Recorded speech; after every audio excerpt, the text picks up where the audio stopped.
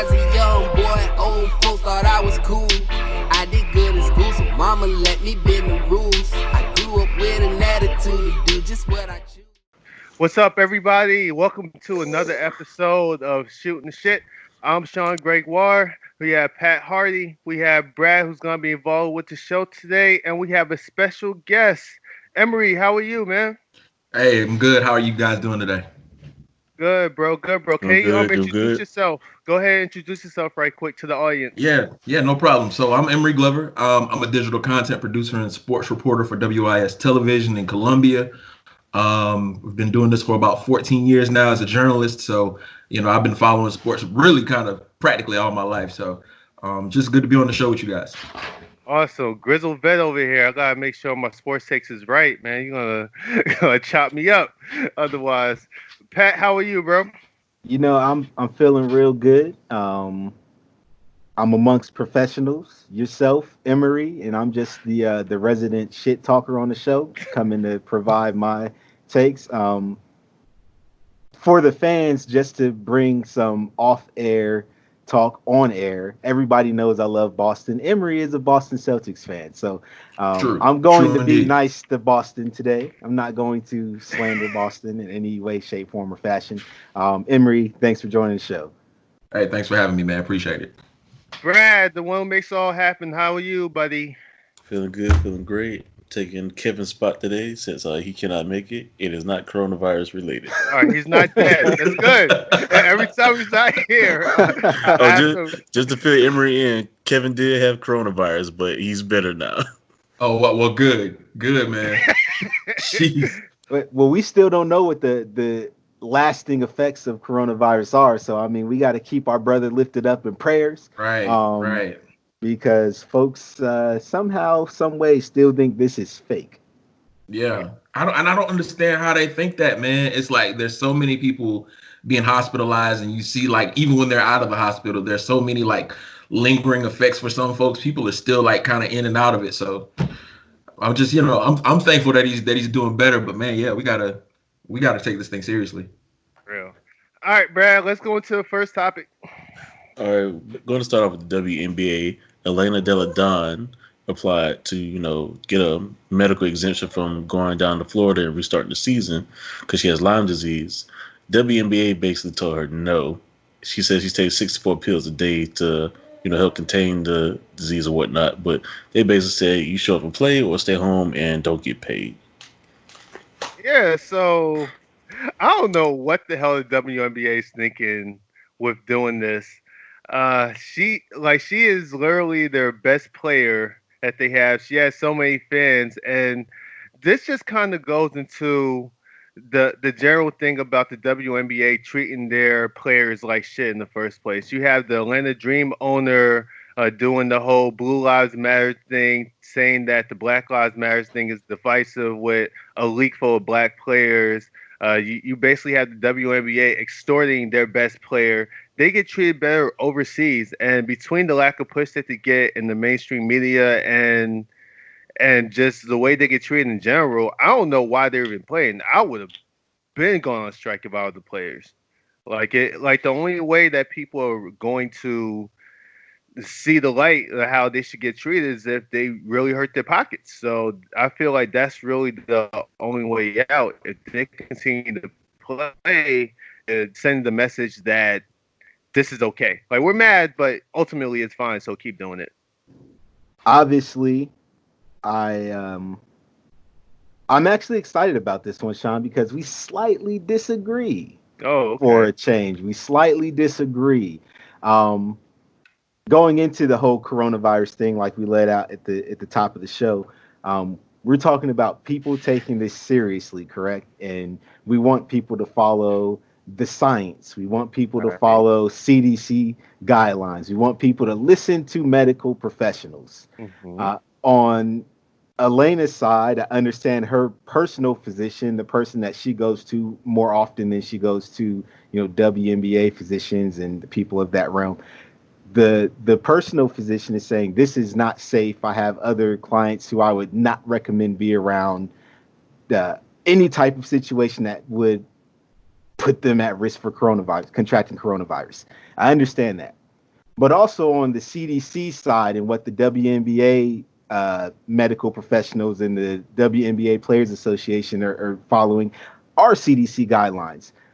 Not listed among things that would be at risk for coronavirus are Lyme disease patients, people who have Lyme disease. So from that standpoint, I can kind of feel where the WNBA is coming from. It's just like any other medical professional. They're going to do everything they can to say, hey, you're healthy enough to come off disability. You're healthy enough to participate. You're healthy enough to help us make money. Please help us make money. She still has the option to not play. She just won't get paid. The medical exemption would allow her to get paid. So from that standpoint, if we're going to scream, listen to the medical professionals, follow CDC guidelines.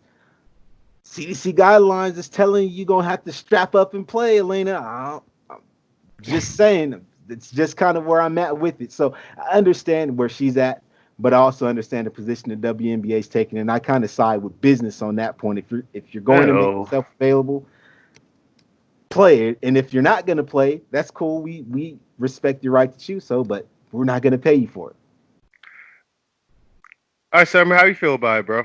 I honestly, there's a part I see the argument from the business standpoint. You got your best player in the league that's basically, she's the one that's driving, that's going to help drive revenue. I get that. But at the same time, there's so much that we don't know about this virus. I mean, just because the CDC listed everything but Lyme disease on this list doesn't mean that that this virus cannot do damage to a person that has Lyme disease. We don't know. I mean, there's still, we're still trying to figure out exactly what heat does to this thing, what it doesn't do. I mean, there are a lot of different things that we don't know yet because it's ever changing every week. To me, like, I'm the type of person, I would err on the side of caution just because, honestly, if something happens to her, that's a lawsuit waiting to happen. From her standpoint, from the WNBA standpoint, you don't want your best player basically trying to come after the league and say, all right, look, I tried to play nice. I wanted to do it this way. I wanted to, preserve myself so that I could play years to come. But if something happens to me and there's no recourse for it, then I have to take this measure of action. For me, it's really just kind of erring on the side of caution. I stand with Elena Delle Donne on this, just for the simple fact that we don't have enough information to know what this thing will do to a person with Lyme disease.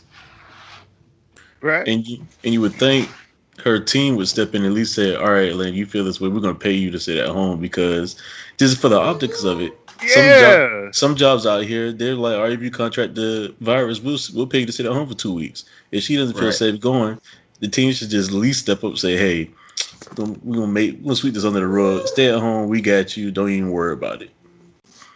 Yeah, and it's just so weird because the last thing the WNBA or any league can afford when we're already playing in the middle of a pandemic, which is obviously a money grab, is to have any player die during a game in the middle of the court, much less their best player. It's the equivalent of LeBron just passing out and dying during the NBA Finals or something like that. And is that really worth the financial hit that the team and like the little dip that one team's reigns takes? You know what I mean? Like I don't understand how this isn't a super easy decision on the WNBA side, but again, money is money. Hopefully they come to their senses and change their minds on that, because that looks horrendous on this side. And absolutely, to clear my position just a little bit, I don't think that she should be forced to play. If she doesn't feel safe, absolutely don't play. I just believe in the WNBA's right to say, hey, if you're not going to play and you don't fit our exemption, we don't have to pay you. So that's cool. And to clear up one thing, Emery, I can for 100% with no doubt in my mind tell you, heat does absolutely nothing to this virus. This virus is thriving in heat. It was molded. Baby. The virus is here in Phoenix. It's like Bane when he's coming out of the hole. He says, you merely, see the darkness. I was born in the darkness, molded by this virus is thriving in this heat out here. Right. Heat does nothing. Right, for sure.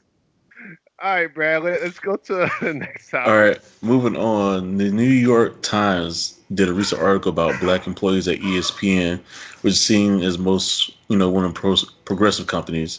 as they have a lot of black on air talent and whatnot, but it seems behind the scenes is a lot different than what's seen on air. A lot of black talent behind the scenes aren't being promoted as much as their white counterparts or whatnot. Some have been there for years, while others been there maybe a year or two have been promoted before ahead of them, and it seems to be a big problem that the New York Times had to post an article about it. All right, so we talked about this with everyone's friend Bill Simmons and The Ringer about black people feeling out of place at a giant media company. And one of the important things that we said was that it's not just The Ringer. This is everywhere around media. It started off white, and people aren't going to automatically embrace black people and other minorities being there. If anything, they're going to see it as an invasion to positions that they feel entitled to.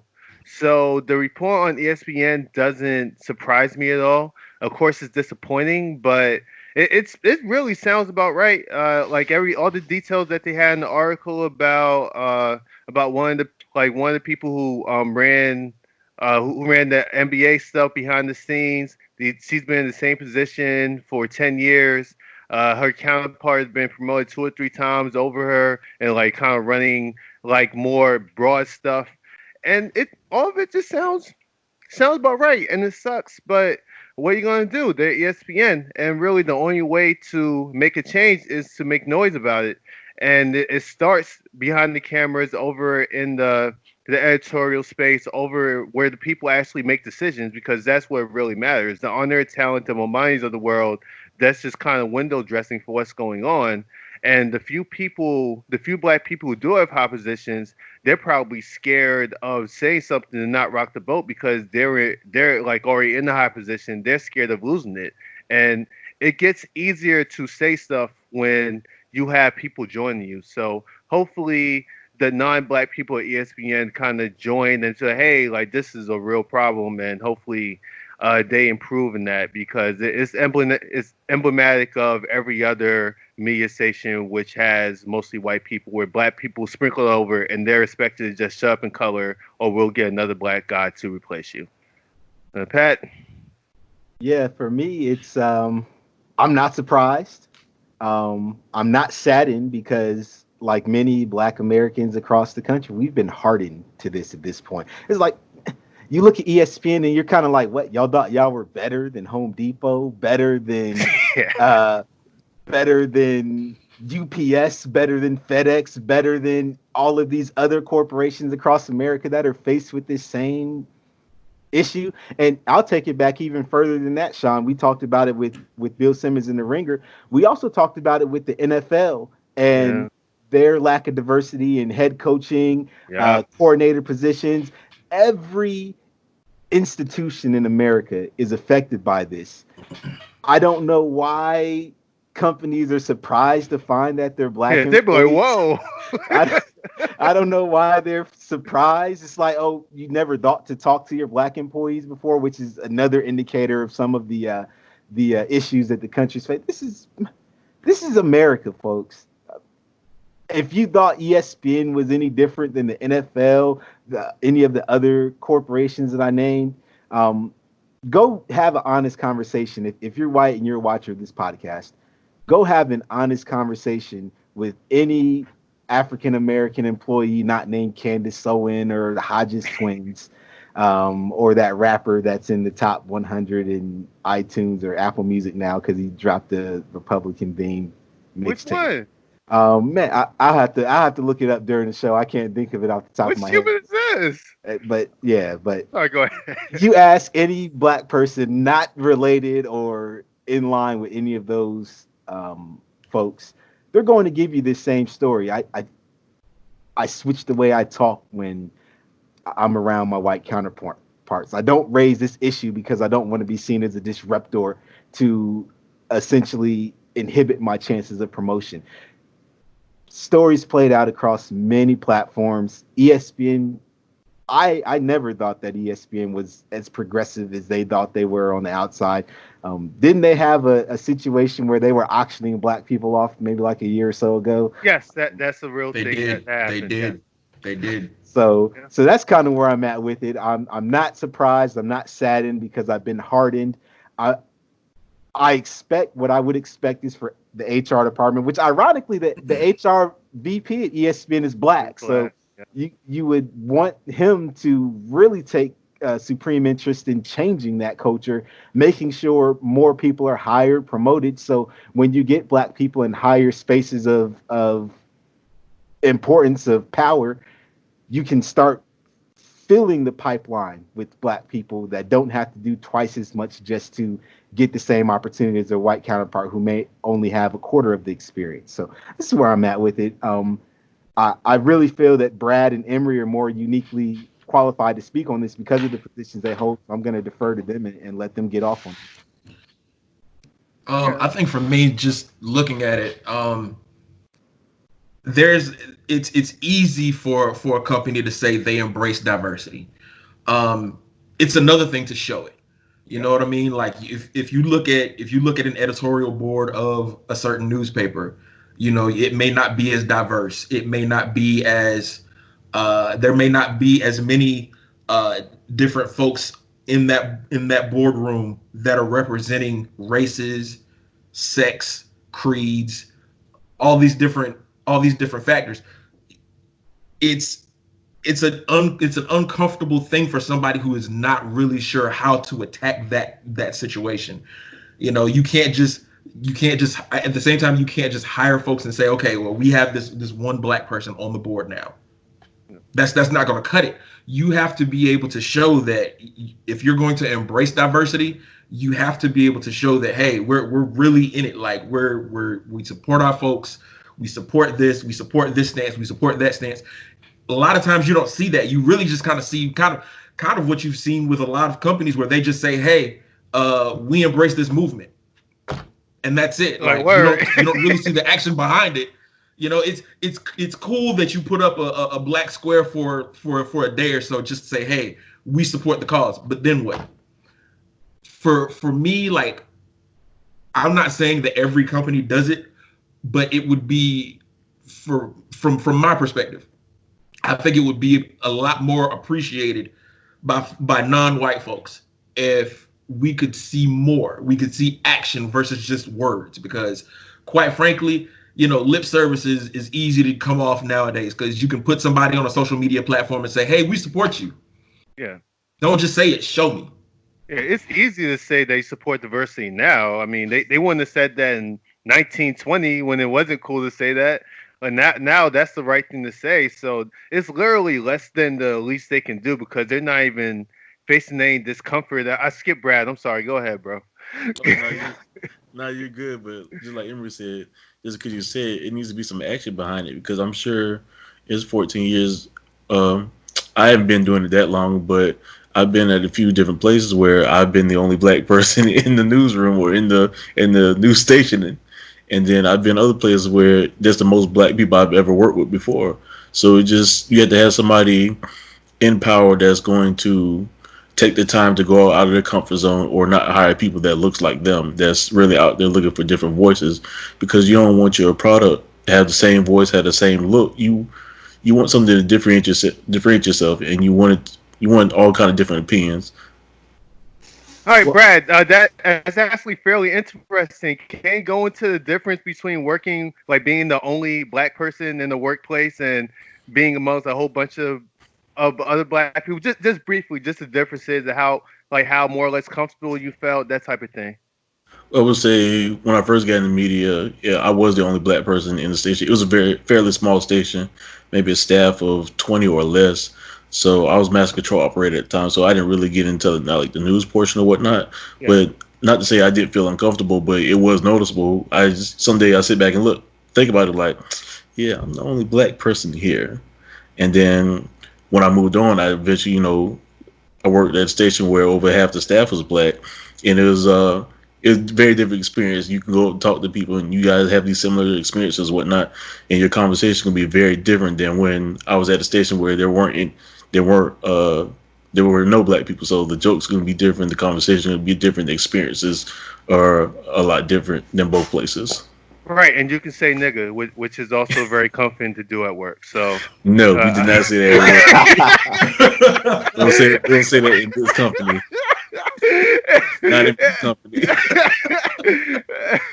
and the one thing about the article that made me laugh more than anything else is whenever they kind of dove into the decision making ball, basically the C suite, the ESPN, and they was like, yeah, we made it more diverse. We added white women, and I couldn't help but to laugh when they said that, because technically the diversity, is race, creed, gender, all of that. So theoretically, they could add a gay white guy and say they're diverse.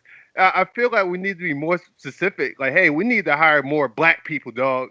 We need to hire more brown people, all of that, because diverse, like you can like shoot, like we're geographically diverse. We got white guys from Connecticut, we got white guys from South Carolina, we got white guys from California. Like you can flip it like all types of ways. So I think when you talk about diversity, I think a lot of us need to stack up and know we need more black people here because y'all aren't understanding us. You guys cover black leagues. You guys need more black people here because we're gonna have like unique angles because we come from black people and black experiences that you guys just won't have. And that's more or less how I feel about. What's up, Pat? And real quick on that note, I wanna kind of hand out roses while we're still able to hand out roses. Right. I find it interesting that most white Americans and people who don't necessarily agree with ESPN's political stance feel ESPN leans left, that they're liberal. When you go into the corporate structure, it's still conservative. They're not as liberal. It's still the the roadblocks that we faced in years. But I want to give roses. I know everyone doesn't necessarily agree with them and thinks he Uncle Tom's a lot. Stephen A. Smith gets a lot of credit because he still puts on. Marcus Spears puts on. Jay Williams. They put on. They give voice to black people. You may not agree with them all the time, and again, as we spoke, or maybe it wasn't on this platform, but you're not going to have 100% unity amongst any group of people. So for people to think black people all have to agree on one particular issue for us to advance or make strides in social justice, we're not ever going to get there with 100% agreement. But these black folks, Maria Taylor, they really have taken up the voice of the black people, and that's why you get this liberal left-leaning feel from white Americans with ESPN, because they really take that responsibility seriously and they try to put voice to a lot of black people. And it's unfortunate they take the flack that they do from white America, where you have people saying they're not going to watch ESPN because they're too political, they're too liberal, they want sports, not politics. But really, Sports when are you do that, political. it's Okay, always been the exactly. intersection between sports and politics. I mean, you can go back to 1936 with Jesse Owens running in Hitler's Olympics and them not giving him his medal. It's always been political. So I just really want to give those folks their roses, because they get shit on a lot. Whether we agree with their stance and their viewpoints on certain sports topics or social topics, they're still giving voice to black people, and I really felt that needed to be said on their behalf from me, a nobody. If I can say one more thing before we move on, Please, I like the idea of really just what they've done, to really give voice to black folks, to folks of color in our experience. The one thing I wish that ESPN would do more is really, like, you have a whole uh bureau that's dedicated to this.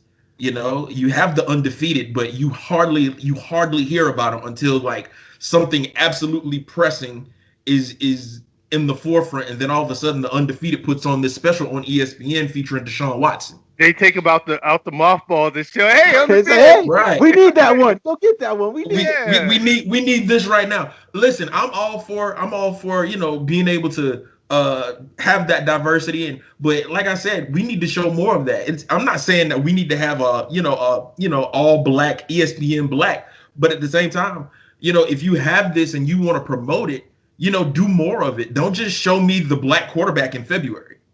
Emery, you're saying that the undefeated is the Green Ranger of the Power Rangers. Whenever shit too real for the regular Power Rangers to handle. They asked Hey. the undefeated, the Green Ranger, to come in and save them. That's what. That's You gotta call it like you see it, man. And they call ESP nigga. Yeah, and like Pat was saying, man, giving people the flowers while they're still here, man. I would say, yeah, it takes those people in those positions to, at least reach back and help the next person. Because I could say, I wouldn't be producing and doing stuff I'm doing or get to do in media without the Corey Millers, the Janet Parkers, the Celeste Canyons taking the time to, hey, bring me on the shoot. Hey, show you this.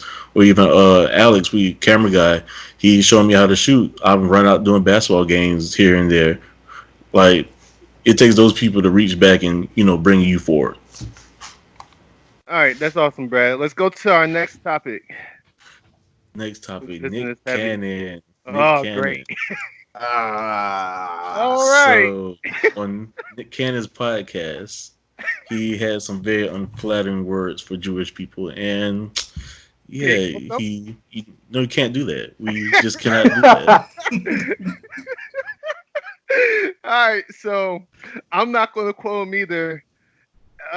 And Yeah, no need to quote him. Yeah, no need to quote him. But in the group chat, we've been trying. It's been Deshaun Jackson. It's been a whole host of people in the group chat for this show. I always say I don't want to touch this because I don't know how to talk about it without offending people, or I don't know how to talk about Semitism or anti-Semitism or whatever that is. I'm gonna do my best, but I just want to put it. I'm scared, guys. Tread carefully. I really think it's that hard. It's not that hard. We can't sit up and say we want equality. We want people to stop doing this and that to us, and then turn around and say the same things about another group of people. Trash. Like you can't do that. How you asking for this, but you're basically trying to do the same thing to another group of people who had it just as hard as you.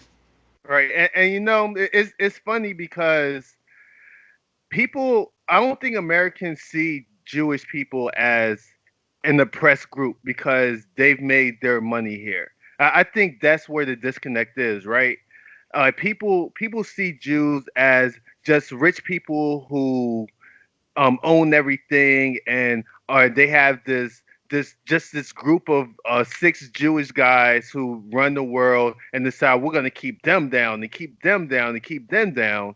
But historically, basically up until the end of World War II, like 1947, whenever they made Israel, they were as oppressed as anyone. Basically, the last 5,000 years of religious strife, whenever like a country was down, and whenever the state leaders needed a rousing call, blame the Jews.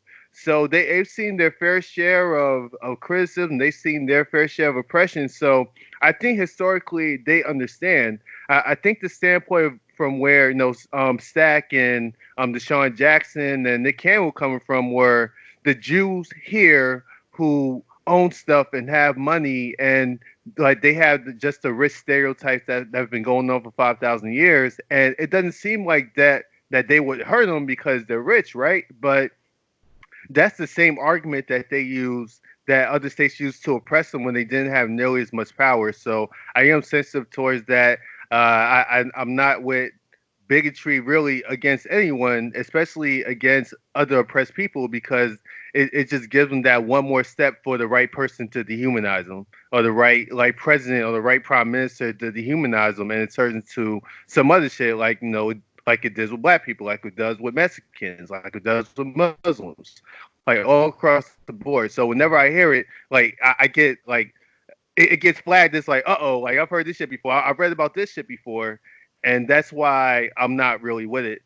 And it really is complicated. Our relationship with Jewish people historically is complicated, but I just can't with the anti-Semitism.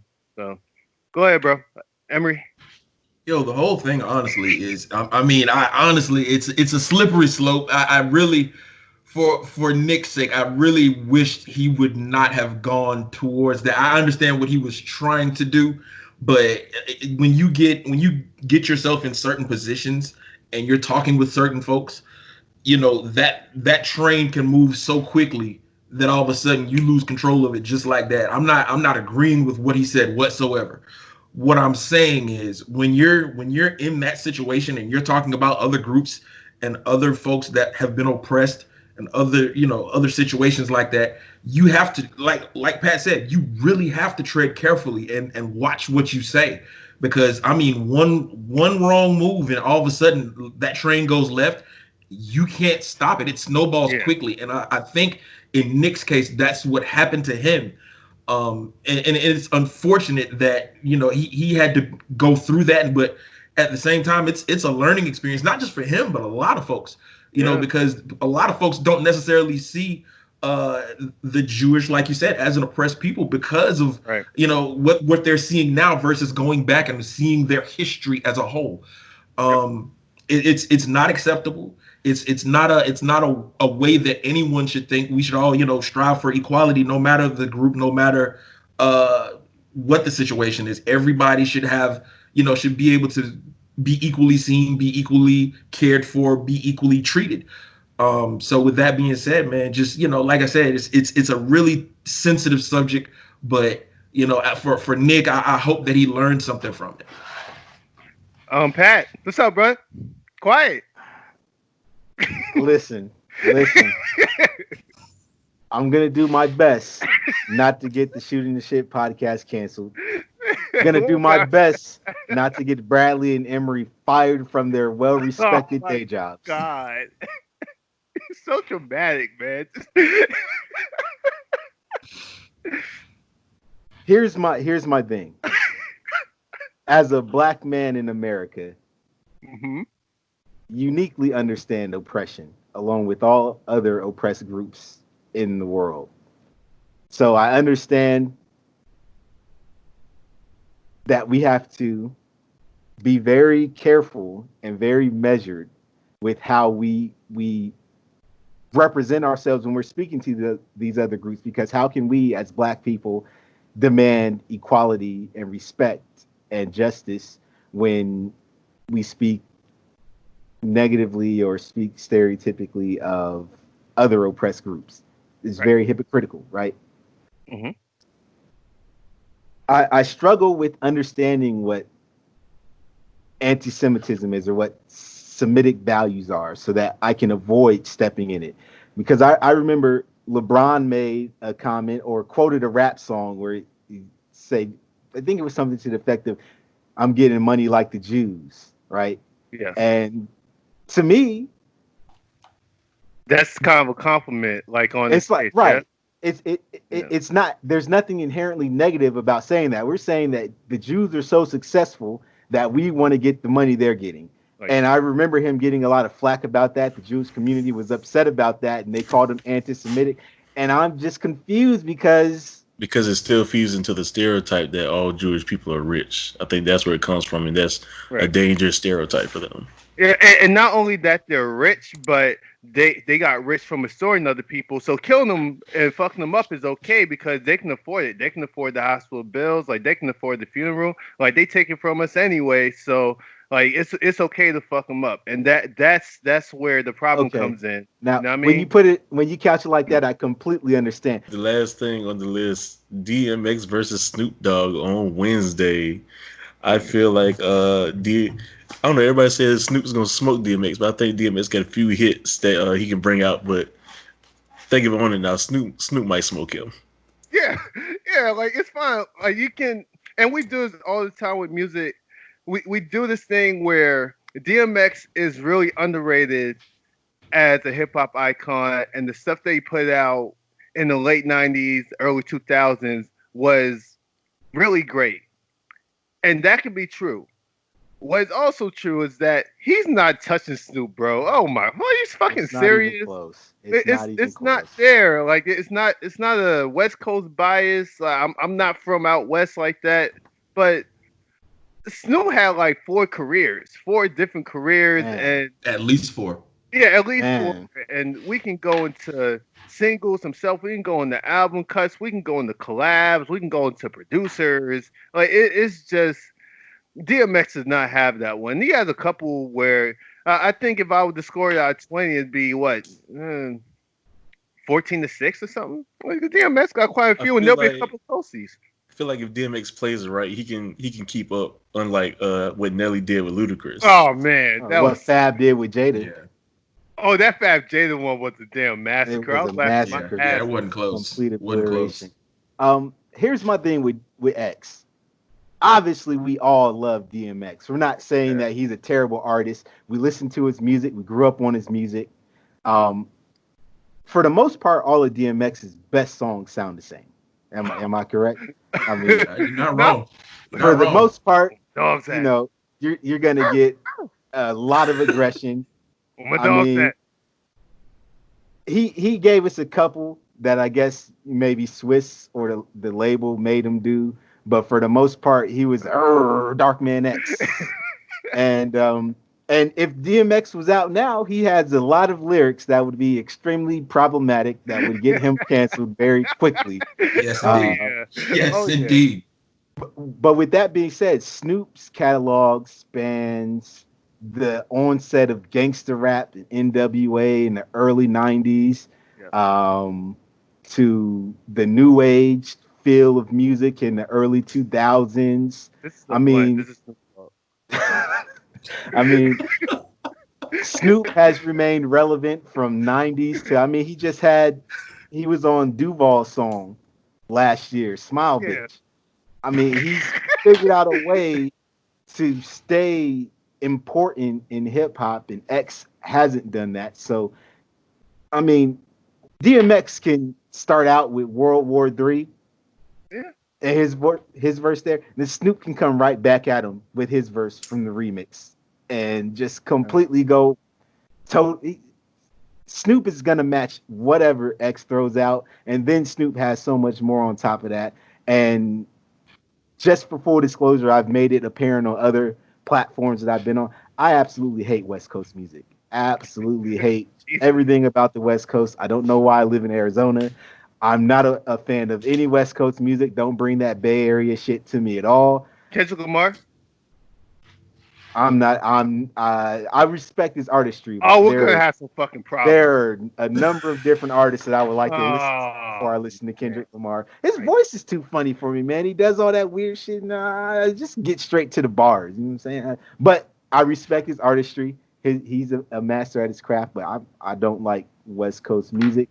I think maybe the only few West Coast artists I like, I don't even really like Snoop that much. But again, I respect the artistry, and I can understand when a body bag is coming. Snoop is going to absolutely body bag DMX. All Who right, comes Emery, up with this? Who votes on that anyways? Like, Yeah, are they not I was listening gonna to the ask. I was I gonna think ask just because like quite that. honestly, I I mean, think as a collective, we I'm- know who wins. Yeah, I don't know if there's currently a good matchup for Snoop out here. Like honestly, like just JT. looking at it, I mean, you could do Jay. I mean, that would probably be your best matchup if you take It'd make Snoop more versus sense Jay. than X. It would. It make Yeah. a lot more sense. Yeah, Make a lot more that's- sense. I love X's music. Like X was one of the first artists that I actually bought. As growing up. But he's gonna get run up out of here, man. I'm going 16-4. yeah, yeah, like that's not It's- a good matchup. But like the it's good not. matchup for Snoops, like if we could get a hologram of Tupac, and try him out, on a little screen or whatever, and have a DJ play his stuff. Jay, like we said, Dr. Dre, we could stop him from swimming in his huge amounts of money. Yeah, but basically that tier, like the all timer, Snoop is an all timer, even if you know like his music. And DMX is a great rapper, especially for the era that he was in. DMX is not an all timer, and any matchup between those two will expose that really quickly. Probably around by song 7 when DMX is playing Damien, The steam starts praying. to run out. Yeah, DMX is just praying at the beginning of these songs, and Snoop was just breaking out a casual shit by Pharrell from 2004. And I was like, okay. Yeah, I actually made a list, and I came up with. Did you? Like the strong X songs that could keep them going. It's like 11 strong X songs. Well, it goes to 20. And and it's supposed to go to 20, right? So I'm saying the songs that he could play that would have an impact with people, right? Okay. I did it for Snoop, and this is just lightweight research because we really get on this podcast to shoot our shit and bull. Snoop is at 17. 17 songs that you legitimately know when they come on, it's going to get a reaction out of people. It's super strong, and they run the gamut. Like you got, just to pull a couple of, you got What's My Name, What's My Name Part 2. Then you can go to Beautiful. Then you got Sensual Seduction. Then you can go back to 187 or Murder Was a Case. You just got everything. He can kill you. He can help you raise your children. He can show you how to get money selling drugs. And all X can really do is yell at you and list off like 25 different women's names in the song. Suck my dick.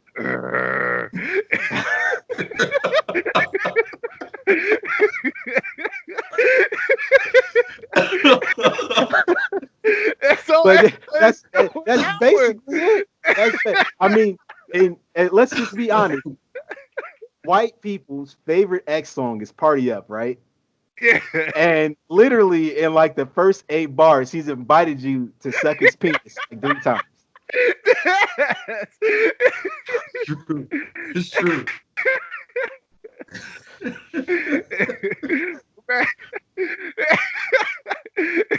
Yo, it's what it is, man. Sorry, X. No offense, like you're great, but you ain't Snoop. Big dog. That's it. There's no knock on X. He just Snoop is Snoop.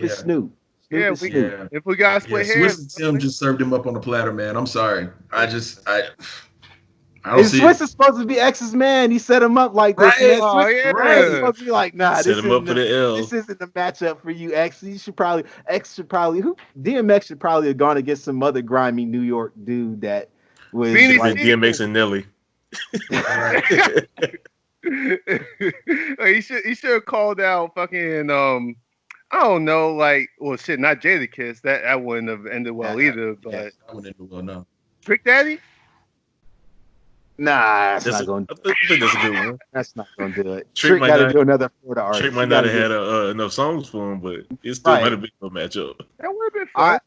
Personally, for me, I don't want any more versus matchups until they give us that 50 Ti one, because I think that one would be that would be a good one. That's going to be good. That would be a good one. All 50 gonna do is play Get Rich or Die Trying. Listen, it's a mixtape. There's a mixtape. My bad. There's a mixtape. He got some heaters, man. That don't sleep on the Massacre and that Get Rich or Die Trying soundtrack, man. He gonna play Candy Shop, and he gonna play Candy Shop, and then he's gonna play Get Rich or Die Trying. That's gonna be his whole 20. Yeah, Brad. Do we have anything else before we close out? Well, that is it. We go ahead and close this out, buddy. All right, man. So before I do so, I want to say rest in peace to John Lewis, who passed away. I want to say this morning or something, or late last night. Mm-hmm. An absolute icon. He fought the good fight. I feel kind of saddened, not because he passed, he lived a full, satisfying life, but because I feel like our country has let him down. He was fighting for the same shit and his dying day that he was fighting for when he was in his 20s, and I don't think countries should operate that way. I think we should at least have new problems. We probably shouldn't have the same issues for the last 50 years, and just thinking about it in that sense, I feel like we let them down. It's just barely disappointing. Not us, but just America in general let them down with the lack of progress that we made. There's always one step forward, 2 steps back, and it's really disappointing. So I was thinking about that, and that really sucks. Emery, thank you so much for joining us. I hate to end on that note. I wish I would have ended on the barking dogs or something, but I have one more note to end on. Okay, go ahead, please. For everybody out there posting, John Lewis and Elijah Cummings are not the same person. Oh, let's go ahead and get that out there. All right. Thank you. We appreciate that.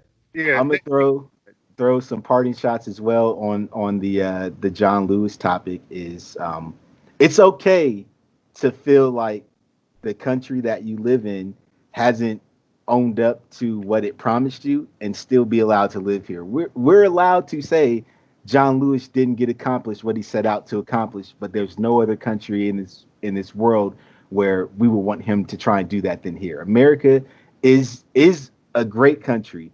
We just expect more from it. Cool. We just expect more from it. You want me to change the mood? I can change the mood real quick. No, we're good. We're good. I All right. Dog out. Go ahead. This is important. Okay. I mean, on that note, with what John Lewis is striving for, I don't think James Harden is a Blue Lives Matter spokesperson, folks. I think he's still out here with us. He got caught up. Good place to end it. I He forgot. got caught up on. Don't use him. James Harden is not for y'all. He made a misstep. It's not a mistake. He wasn't speaking for y'all. I don't want to see it on none of y'all's blog posts or forums or Twitter. James Harden is not rocking with y'all. He still belongs to us. All right, so we'll end on that note. That's a much better note to end on. Emery, thank you so much for joining us. I really appreciate your insights, thank you. Good luck over it. Thank y'all for having me, man. Appreciate it. Of course. Our pleasure, man. You're welcome back anytime. I'm sure you and Brad will hook that up. He's the guy that gets our guests. So yeah, that'll be us for shooting the shit, man. My birthday's next week, so I may or may not be here. If I am here, I will have a bottle of Patron here. So that will either easily be the best or worst show I do. But I'm still trying to suss that out. So outside of that, thank I'll you guys. be there for that. Thank you, Pat. Thank you, Emery. Thank you, Brad, for making us look great as usual, shooting the shit, and we are out of here. Thank you.